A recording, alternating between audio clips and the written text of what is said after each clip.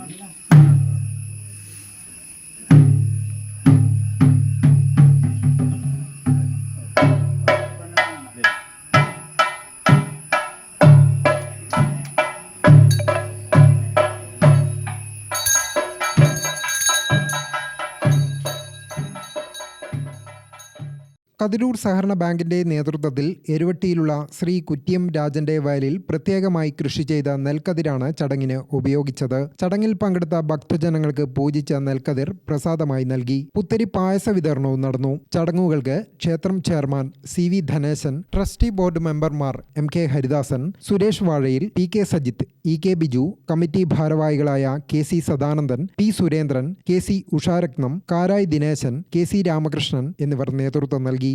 Gramika news, Thalassery.